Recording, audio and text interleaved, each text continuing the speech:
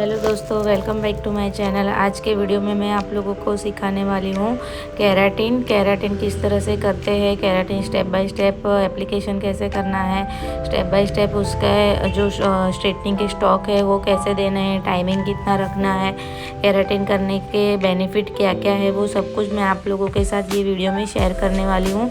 तो आप वीडियो को बिल्कुल ही स्किप मत करना, पूरा वीडियो बिल्कुल देखना, क्योंकि ये जो वीडियो है आप एक भी पॉइंट आप मिस करोगे तो आपका केराटिन का जो रिज़ल्ट है ऐसा रिज़ल्ट आपको नहीं मिलेगा। इसलिए आपको सबसे पहले ये वीडियो पूरा देखना है तो ही ऐसा आपको रिज़ल्ट मिलेगा, वरना नहीं मिलेगा।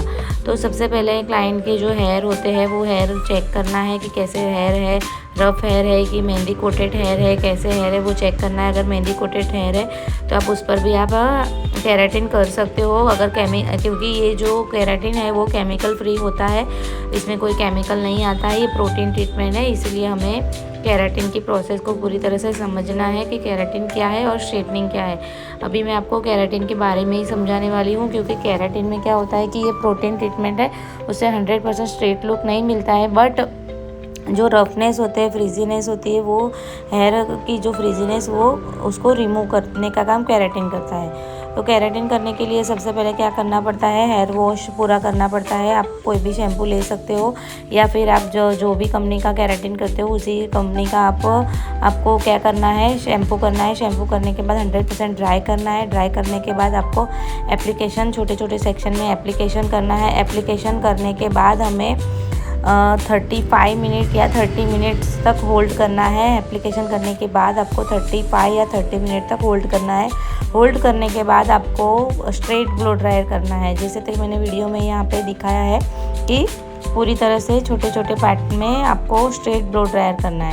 स्ट्रेट ब्लो ड्रायर करने के बाद हमें जो स्ट्रेटनिंग लेना है, स्ट्रेटनिंग मशीन को हमें 210 या 220 पर आप टेम्परेचर रख के इसको स्ट्रेटनिंग करना है।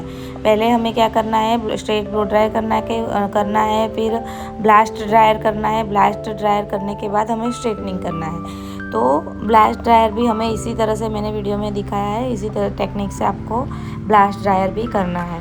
फिर हमें स्ट्रेटनिंग करना है। स्ट्रेटनिंग के स्टॉक जो होते हैं, हम स्ट्रेटनिंग 220 या 210 आपको रखना है, अकॉर्डिंग टू उनके हेयर कैसे है। अगर पतले बाल है तो आपको 210 रखना है, अगर थिक हेयर है तो 220 आप रख सकते हो।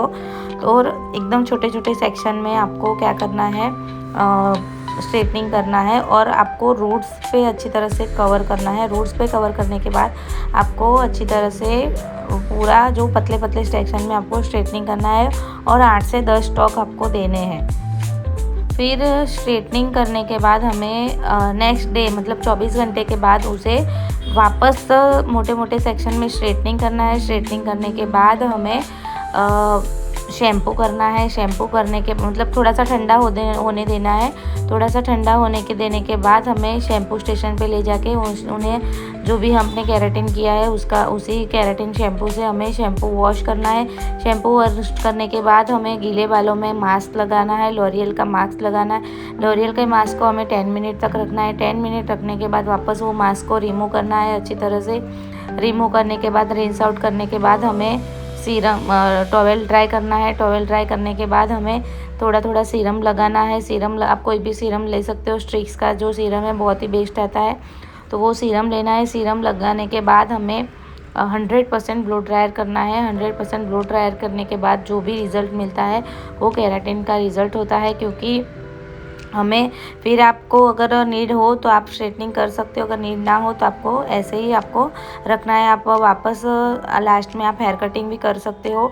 तो इस तरह से ये पूरी प्रोसेस है। अगर आपको केराटिन जो ये प्रोसेस है, इसी टेक्निक से आपको ये केराटिन होता है, और यही टेक्निक बेस्ट होती है, और यही टेक्निक का रिज़ल्ट भी अच्छा मिलता है।